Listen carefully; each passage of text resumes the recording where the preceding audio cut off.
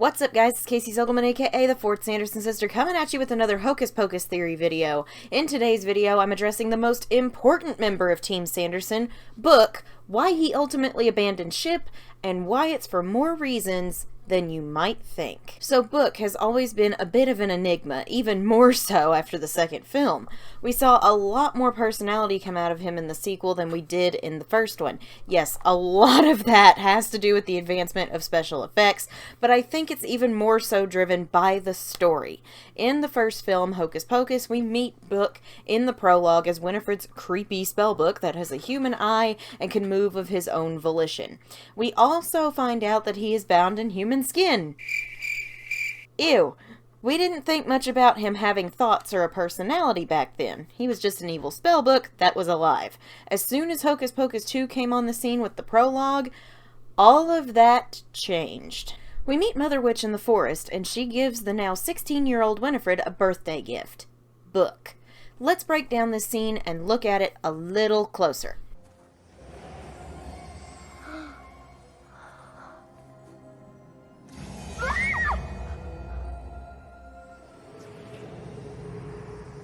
Magic has a way of uniting things that ought to be together. Happy 16th birthday, child. Okay, so Mother has been holding on to Book for some time at this point. His eyes snapping open is actually a very important indicator here. He's been asleep for a while. I know what you're thinking. Book closes his eye all the time. How does this mean he was asleep? Because we can gather that Mother Witch used the Magicae Maxima and became all-powerful from the glow in her eyes when she grabs Sarah. It's the same glow Winifred's eyes turn when they do the spell at the end of the movie. More on that later. Mother becoming all-powerful means she doesn't really need Book anymore. She'd have all the magic and potion recipes she needs at her fingertips and implanted into her mind. At least, that's what I'm thinking right now until I do like a more deep dive and a more in-depth look at the Magicae Maxima itself. Basically, he was rendered useless to her since she didn't need a conduit for spells.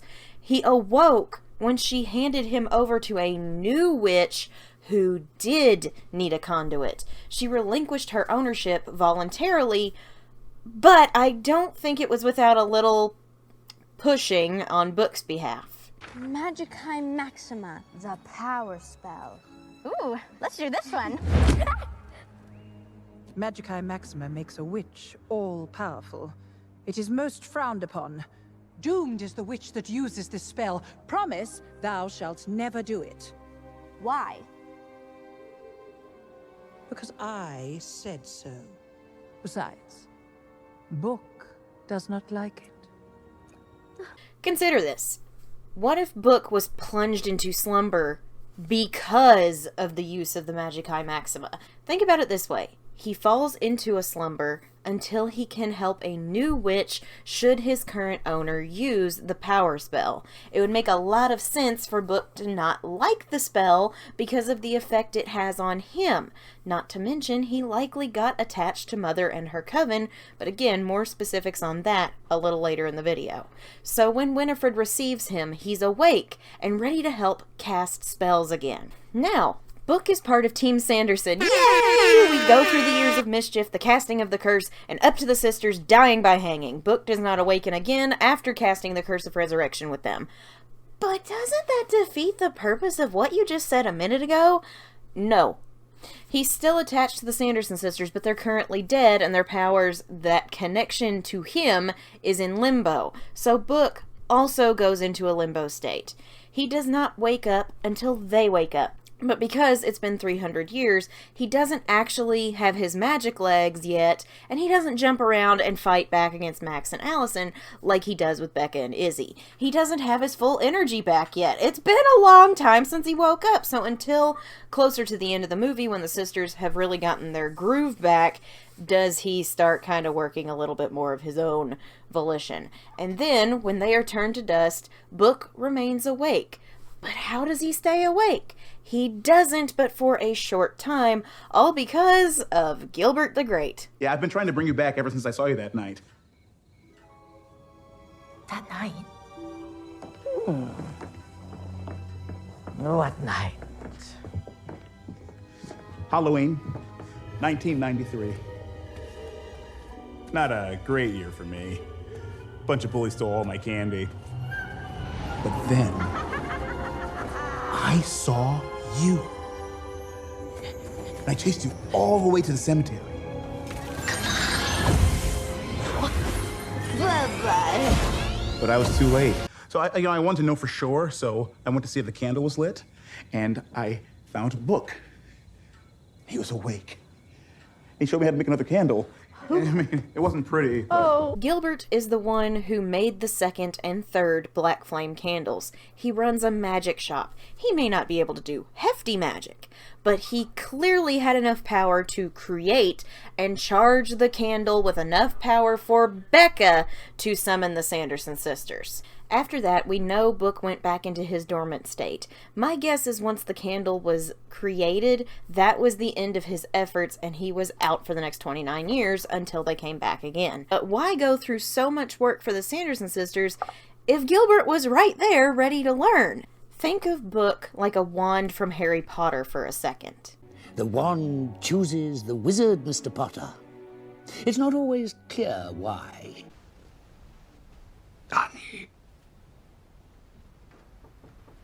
Unyielding. This belonged to Bellatrix Lestrange. Treat it carefully. This was the wand of Draco Malfoy. Was. Is it not still? Well, perhaps not, if you won it from him. I sense his allegiance has changed. A wand maker makes the wands, but only a witch or wizard chosen by the wand can wield it properly. Not to say others can't wield the wand, it just won't work the same for them as it would the owner. Successful spells can be conjured though. The changing of allegiance of a wand from one witch or wizard to another is also interesting in that the wand won in a battle will change its allegiance to the winner. A wand stolen will typically remain loyal to its wielder, i.e. Bellatrix Lestrange's wand. Her wand's allegiance remained unyielding to her because it was simply stolen and not won in a proper duel, nor was its wielder killed yet. Wands can also stop working should the user perform an act of magic the wand resents. The same logic can be applied to Book. Mother Witch betrayed Book by using the Magicae Maxima, and she relinquished him to Winifred, who he immediately bonded with. Therefore, a change of allegiance. When the Sanderson sisters initially died, Book remained their ally since he was still the conduit of the curse placed on Salem number 1. This negates the term of the wielder dying and his allegiance changing to the one who killed them since they were in a limbo state. Not exactly dead, but most certainly not alive. There's a big difference between mostly dead and all dead. Mostly dead is slightly alive. Same thing goes for the gap in time between Hocus Pocus 1 and Hocus Pocus 2. Gilbert manages to use Book, but his allegiance doesn't shift away from Winifred, Mary, and Sarah. This brings us up to Hocus Pocus 2 from here forward. The second the Magicae Maxima is brought up again, Book immediately begins to harden and disagree with his wielder's choices, thus the retaliation.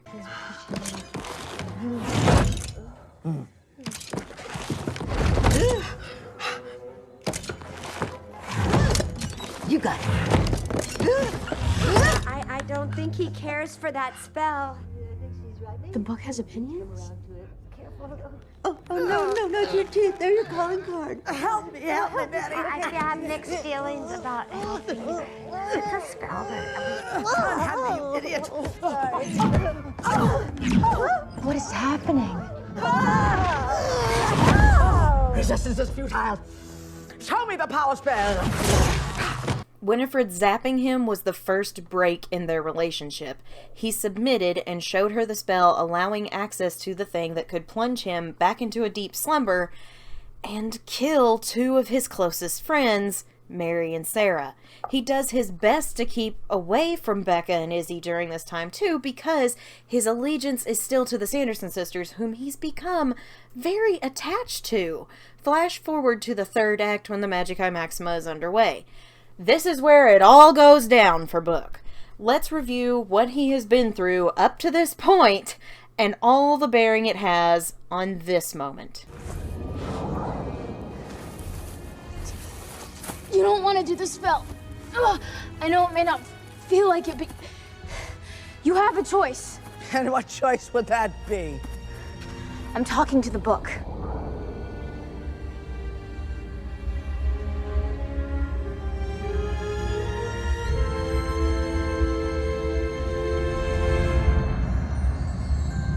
Book? No! No! No! Mother used the Magicae Maxima 300 plus years ago. We really don't know how long ago she did it, as you can never die after using it. You just have to keep making yourself pretty by, sucking the souls out of kids, but that's another story. Well, that's another story, never mind. Book watched her grow into her powers and watched her coven form. One by one, he watched the power spell take them away, the people who loved and cherished him. It left Mother and him alone. Being rendered useless, he was plunged into a deep sleep until being gifted to Winifred and her sisters. He watches the three of them grow up. He sees their love for each other over the years. He bonds with each of them, but none more so than Winifred, the leader with a tough facade, but a frightened young girl on the inside. He was there from their first spell, to their first broomstick flight, to their first life potion, up to this point in time. Book loves the Sanderson sisters, point blank. Winifred going through with the power spell breaks him because he knows she's going to instantly regret it. All of this goes through his conscience as Winifred dukes it out with Becca. His last-ditch effort to stop her from using the power spell is leaving her to go to Becca, a new fledgling witch that maybe, just maybe, he can keep from being consumed by power. His friend has been overtaken by her lust for power and revenge, and the only way he can save her is to leave. Becca essentially won him in her duel with Winifred by reaching out to him and telling him he had a choice. Once he is in her hands, he can try to stop Winifred by showing Becca the warning to relay to the Sandersons. His loyalty to them was still alive because he loved them so much. And now maybe he could save them not only from losing each other, but maybe from their corruption. When the sisters find Becca, Book, and the others, Winifred relinquished her ownership of Book when she said, I do not need a book. Sisters, come. We will complete the spell without book. And once we do, your inconsequential powers will not protect you or your little friends or all of Salem from our wrath. That was her last moment of being his owner, and he became Becca's. Book would still want to try stopping them because he does have a conscience. So he shows her the warning, and we all know what happens from there. Book, like someone else's wand, does work for Winifred in the end by obeying her request, but Becca and her friends are the ones who execute the spell. That single tear falling from Book's eye at the end tells us all we need to know about his true intentions with leaving Winifred. He did everything he possibly could to stop her from experiencing the same heartbreak that Mother did when she used the Magicae Maxima. It came too late, but he loved her enough to send her back to her sisters, even if it meant her death. Book never wanted to see the Sanderson sisters separated from each other because he knew how much they loved each other. He knew Winifred cared for Sarah and Mary. He saw them at their worst and their best with each other. He knew Winnie could not go on without them. When Winifred became fixated on using the Magicae Maxima, he knew in that moment she zapped him open. There was no changing her mind. He knew she would get her way, and he conformed. But we know it didn't sit right with him. When he saw Becca use magic, when he saw Sarah and Mary had finally gotten their full powers, he knew leaving Winifred might be the only way to stop her from going through with this. In the end, his efforts failed, but his compassion for his oldest and dearest companion was the reason he did for her what he could not do for Mother. He sent her to her home. Sarah and Mary are her home, and he got her back to them, even if it meant losing the one he knew for so long. And that, my friends, is why Book abandoned Team Sanderson. He did it out of love. So that's all I have for you guys today. If you enjoyed this video, please remember to drop a like and subscribe if you haven't. It's free. It helps me. What helps me helps you guys get more great content like this. I'm going live on December 31st at 2 p.m. Central Standard Time, 3 p.m. Eastern Time for our year-end crowd work. If you hit 1,600 subscribers by December 30th, I'll throw up a poll that morning for you all to vote on which Sanderson sister you want to see me dressed up as for the stream. This does include my fourth sister, Cassandra Sanderson, by the way. I've dressed up as her for a couple other events on the channel. That stream will have a live meme review, live fan art review, and live Q&A, as well as pre-recorded segments of my best of 2023 moments. This includes editing Casey moments, the best fourth moments, best of Black Flame Gaming, and a blooper reel. I'll also be sharing my plans for 2024 and beyond during the stream, so make sure to tune in to find out what new Hocus Pocus I'll be bringing to the channel in the new year.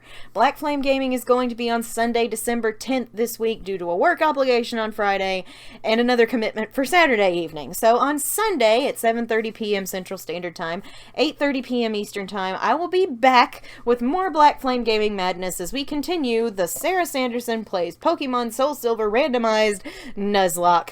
We finally had a good episode last night when I'm recording this, Saturday when you're seeing it.